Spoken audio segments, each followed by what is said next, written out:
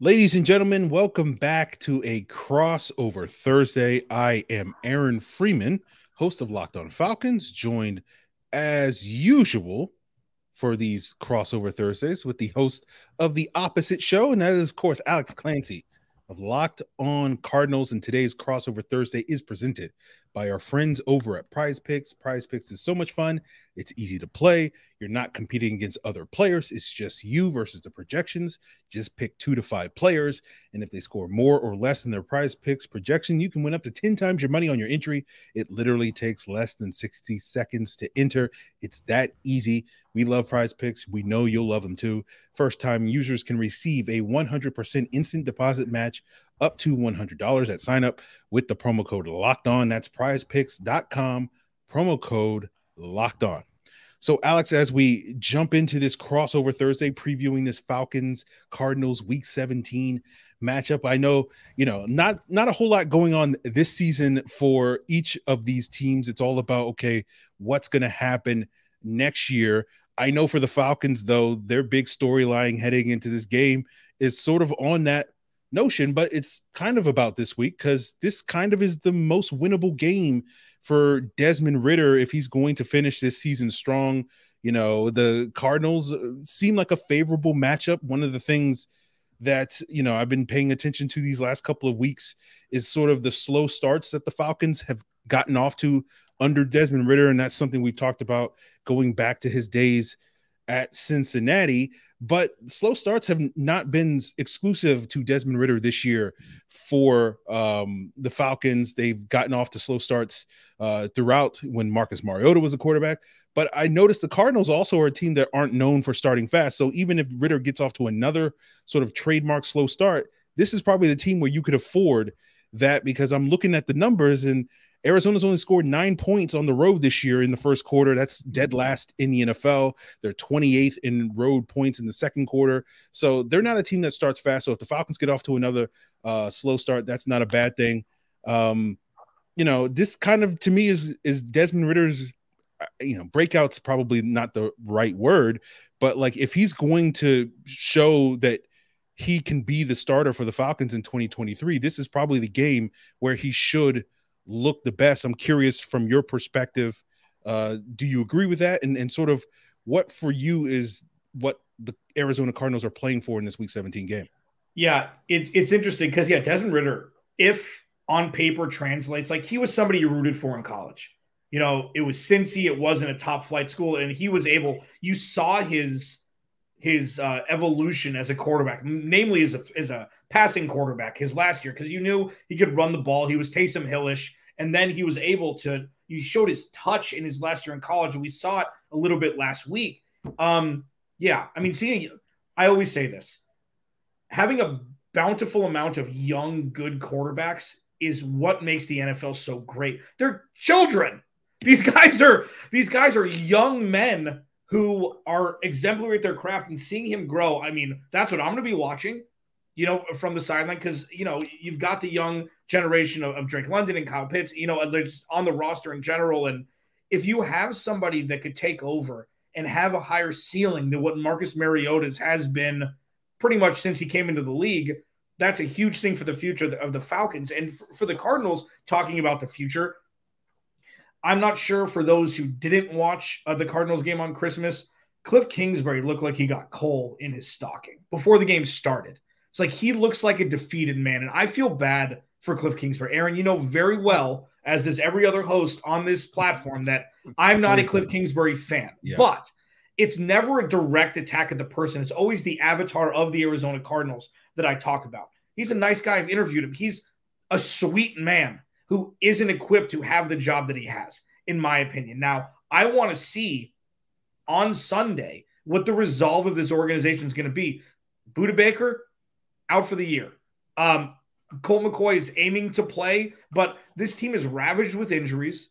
And even though I don't make it an excuse, because I don't, as a reason why teams lose, because everybody has injuries until your quarterback goes down at least. I want to see the resolve, the stability of this organization, because this could be the penultimate game for Cliff Kingsbury as the head coach of the Arizona Cardinals. And I want to see what this team looks like And just as a whole, it's not about players really at this point for me. Like, I feel like the Cardinals have the guys they're going to play with in the future. And, some guys are jockeying for roster positions. But at this point, and Aaron, before we go to the next, I got to ask you this. What is the upside of either of these teams winning this game?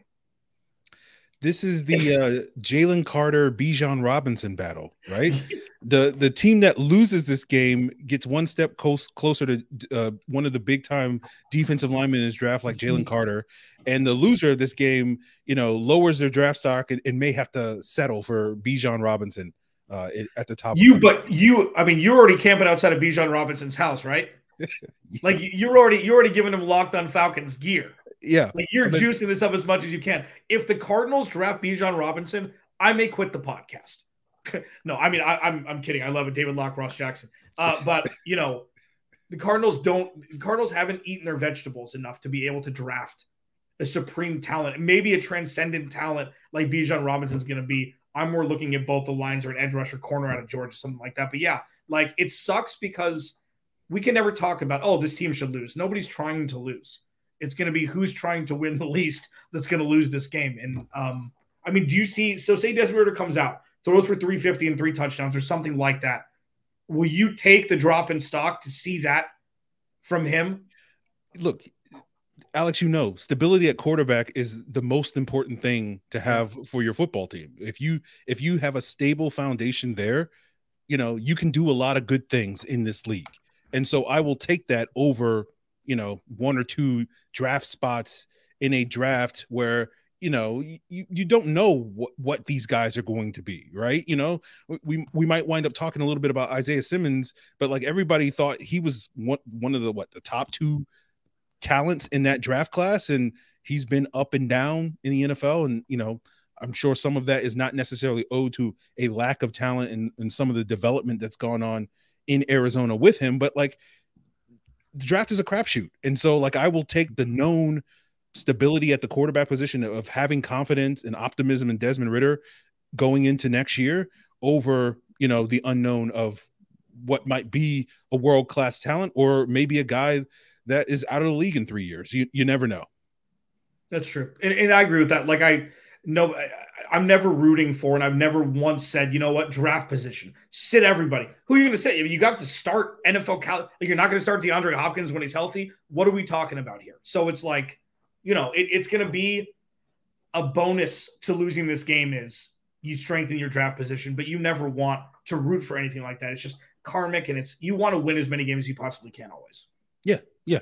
And, maybe you wind up, getting, I don't know, Aaron Donald or something at the 14th overall draft selection, or JJ Watt at the 11th overall draft selection. And it all works out in the long run. TJ Watt is a player that Falcon fans, lament because they had a shot at him at 26 overall back in that 2017 draft. And he's wound up to be one of the best defensive players in the league. So it's one of those things that you just never know, and take the known and worry about the unknown at a later date.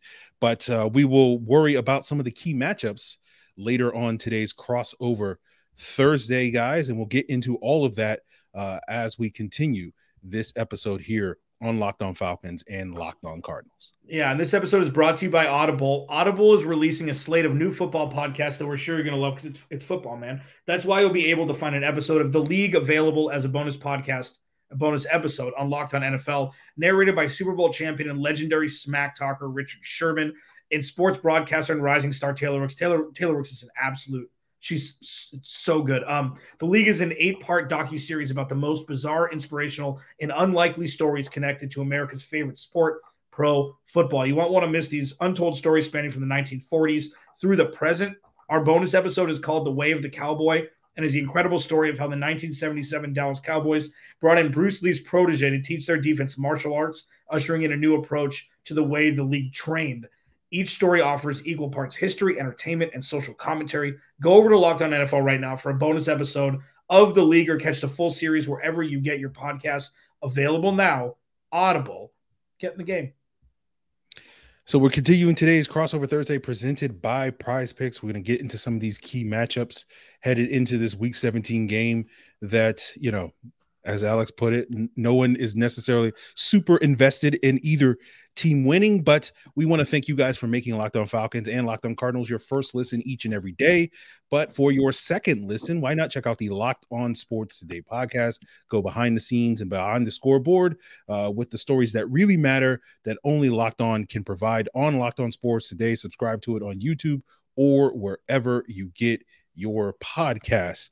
So, Alex, for you, as we just discussed, I know you're not super invested in this game and the outcomes, but what are some of the things that you will be watching on Sunday in one of these key matchups? There's always growth. There's always growth for these teams, and I just want to see penalties, a lack thereof on offense, little things like that. Like, these are keys to victory for any team, and it's something it's kind of the Cardinals have struggled with over the last couple of years. Offensive penalties, I believe they're leading the league in offensive penalties this year. Obviously, Kyler Murray is not going to play. Colt McCoy is in line to start at this point if he completely is removed from concussion protocol. One big thing that I'm looking for is James Conner, because James Conner,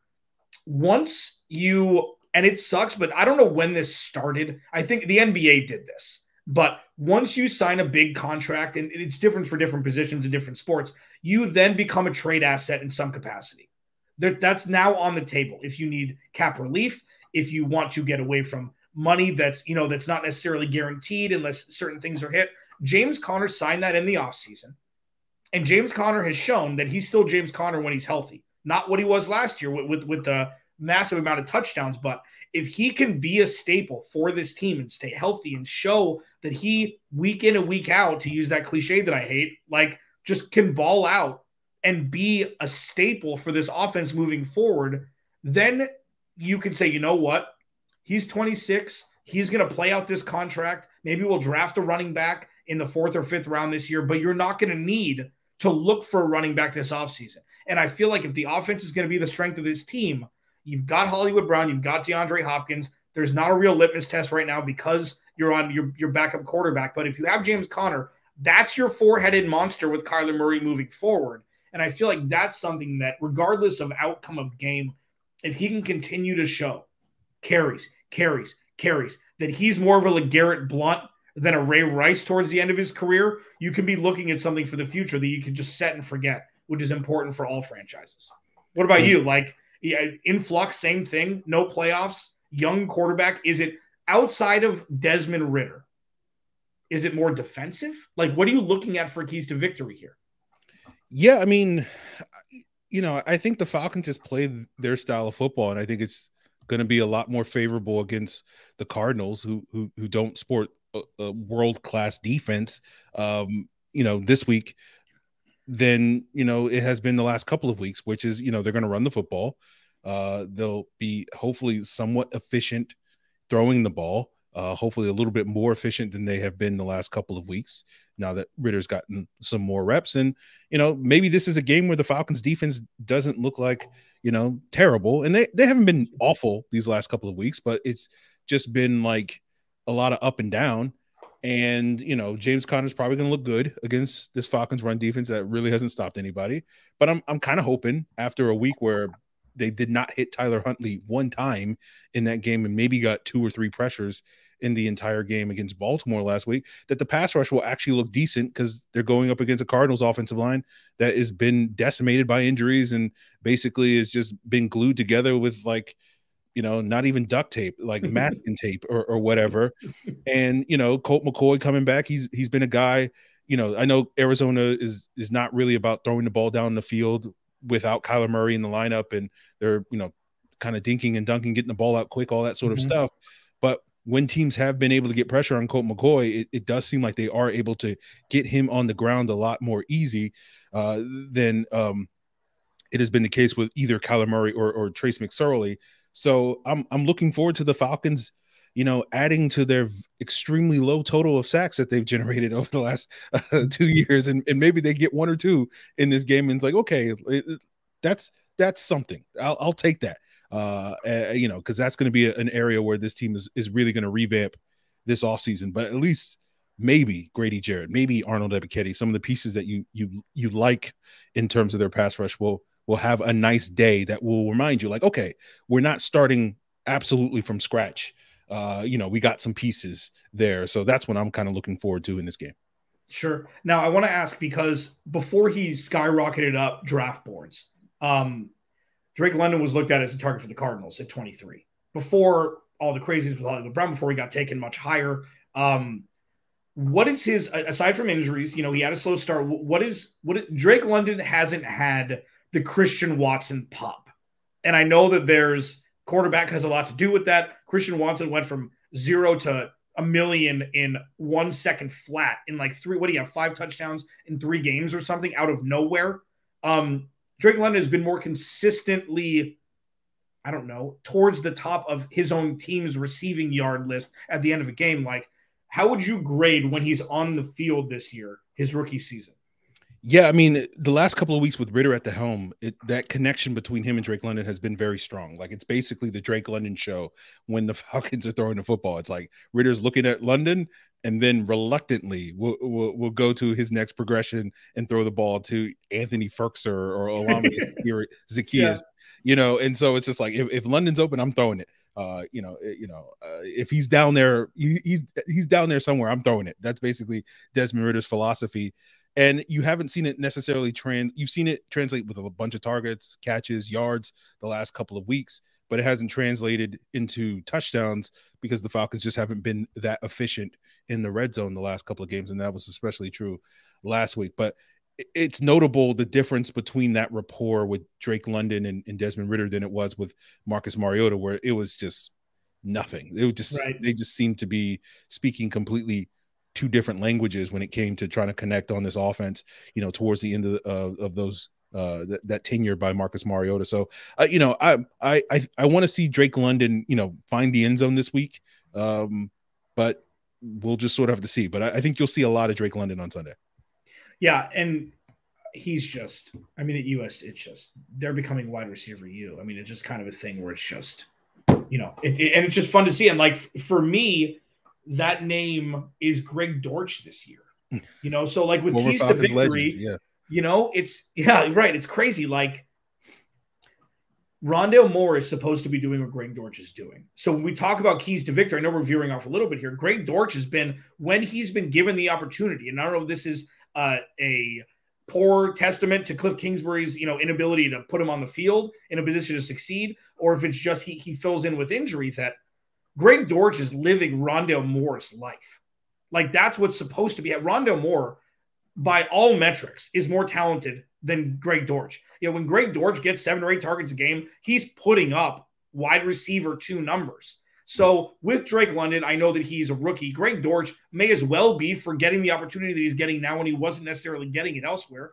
He was a darling in camp, and he's actually performed. And it's like, how do you not roster this guy for the next 3 or 4 years at this point? Like, they're forcing the hand of Michael Bidwell to pay him and to maybe keep an extra wide receiver, because all he does is fill in. He's like, here you go. Here's your Atlanta Falcons reference. He's like Harry Douglas when Roddy White or Julio Jones would go down. It's like, it doesn't matter. Like the Marvin Jones in Cincinnati before he went to Detroit. Like, that's what Greg Dortch has been. He's been the Harry Douglas of the Arizona Cardinals this season. Yeah, and I'll be curious to see if we see a lot of Greg Dortch, getting featured, because that probably means that DeAndre Hopkins is not getting featured, which was the case last week, where I think he caught like 1 pass on like 10 targets or something. Like, him and Trace McSorley, similar to what we're talking about with London and Mariota, seem to not be on the same page. So, one of those matchups I'm curious is AJ Terrell testing himself against DeAndre Hopkins. Like, that's been a storyline throughout the season, where it's been number 1 receiver, and some weeks AJ Terrell has looked very good and some weeks not so good. And this is just going to be another litmus test, because, we're probably a year or 2 away from needing to make a decision on AJ Terrell's, second contract. And the more sort of games like this where he can rack up going up against, the elite receivers in the league. And I know DeAndre Hopkins is not, in his prime at this point in his career. Oh, I'm sorry. Did I say something? But, like, he's still a very, very good player, right? Like, he may not be the guy that you're putting up there when I say that as the number 1 receiver in the league, which he was for like 5 or 6 years. It was him and Julio that were kind of neck and neck in that conversation for several years there. but he's still a very good player that can hurt you. So I'll be curious to see if AJ Terrell can test himself against Hopkins, and if he does do a good job, does that mean someone like a Greg Dortch, is the guy that's kind of the featured guy along with James Conner this Sunday? And for those of you that are doing your prize picks, maybe that's a little bit of a hint for maybe some projections that you may or may not take. But on that note, we'll sort of turn the page, talk a little bit about sort of our final predictions for this game as we wrap up today's Locked On Falcons. But before we get there, guys, I want to tell you about our friends over at BetOnline, the #1 source for your sports betting info, stats, news, analysis. And since I know you love podcasts about sports, you can also find those at betonline.net. And if you're looking for this week's action and lines, you can find that, of course, but it's not just lines on the NFL. You got lines on basketball, soccer, esports, right?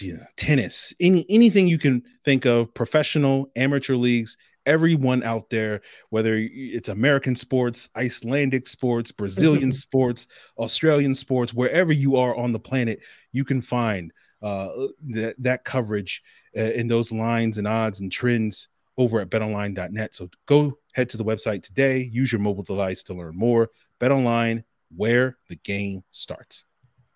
And guys, on a more serious note, did you know that driving high is considered driving under the influence?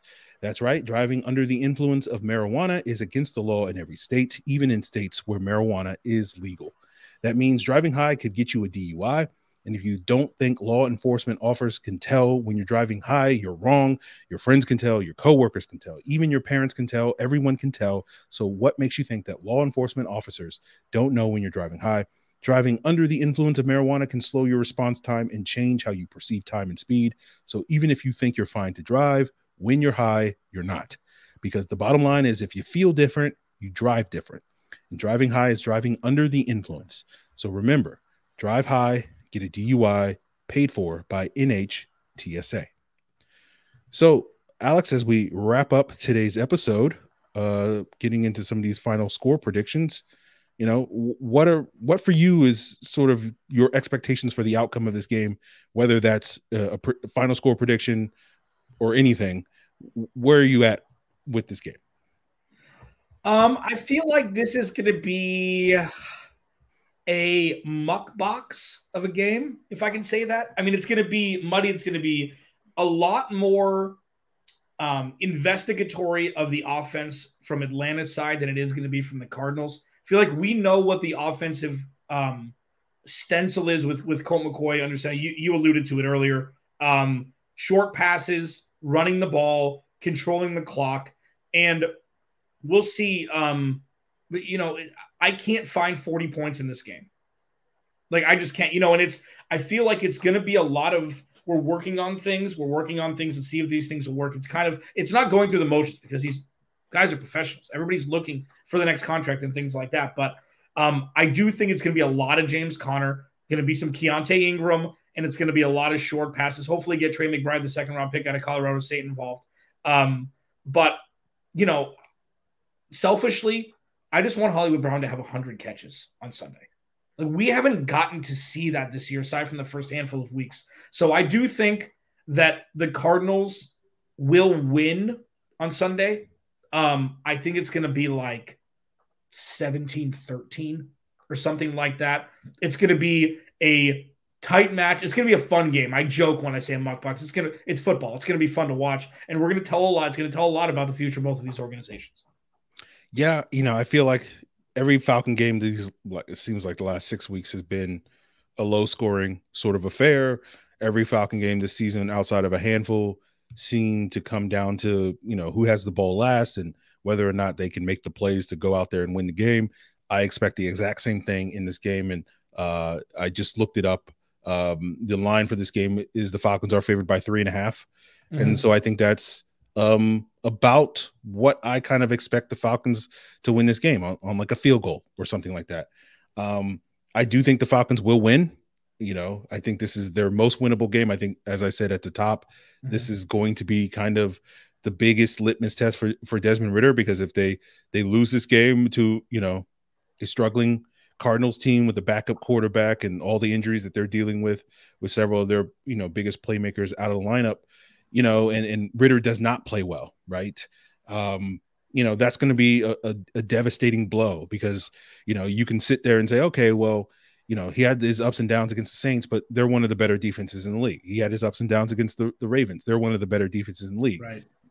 You can't really say that against the Arizona Cardinals, although they can do some things that can challenge him, like bring a lot of pressure, because we know Vance Joseph loves to dial up those blitzes. So I'll be curious to see how Ridder handles that in this game. But I think if he handles it well and the Falcons can do what they do, run the ball, and hopefully the defense doesn't let Trey McBride go off on them like they let Jawan Johnson go off on them a couple of weeks ago, and some of these other playmakers that the Cardinals have, in this dink and dunk offense under Colt McCoy. I feel like the Falcons will come away with the win. They've been a much better home team than they have been a road team, and so I expect to see, their best punch that they have under Desmond Ridder in this game, and hopefully that results in a win. So I'm thinking something like 2017 type of win for the Falcons on Sunday. Yeah, and there's one storyline that that I forgot to mention. Shame on me. I mean, this is JJ Watt's second to last game in the NFL. Yeah. So what he's going to want to do is he's going to be, foaming at the mouth like the kids from Little Giants when they put the antacid in their mouth, coming after a rookie quarterback. He only has so many lessons that he can teach left. One of them, and he has two young quarterbacks that he's playing against in Desmond Ridder and Brock Purdy in Week 18. So let's see if JJ Watt has been playing like a man possessed the last 3 or 4 weeks, and now you kind of realize, like, oh, because he knew that this was it. Like, all of the juice, he's going to run all the way until on empty because it's going to be the last 2 games. That's probably like an honorable mention storyline. It's not going to matter for the future of the Arizona Cardinals, but it's going to be a hell of a lot of fun to watch on Sunday. Absolutely. And he'll be going up probably a lot against Chris Lindstrom, the Falcons Pro Bowl right guard. And so that will be a fun battle between those two guys to sort of see, what sort of veteran savvy that JJ Watt can pull to rile up the Pro Bowl right guard and Chris Lindstrom, or if Chris Lindstrom comes out on top and says, we're turning the page on you, JJ. We'll send you into an early retirement on Sunday. So we'll see how that all breaks on Sunday. We'll of course have you guys covered, for the rest of this week, as well as after that game on Locked On Falcons and Locked On Cardinals. So for Alex Clancy of Locked On Cardinals, myself for Locked On Falcons, we thank you guys for making us your first listen. Always check out the Locked On Podcast Network for your second listens. And of course, Locked On Sports Today has you covered. All the sports stories that you need in under 25 minutes over there with Peter Bukowski of Locked On Sports Today. Subscribe to it on all the same podcast platforms that you can find Locked On Falcons and Locked On Cardinals. So guys, thanks for joining us for another Crossover Thursday presented by Prize Picks. That's going to do it for us here. Really appreciate it. Until then.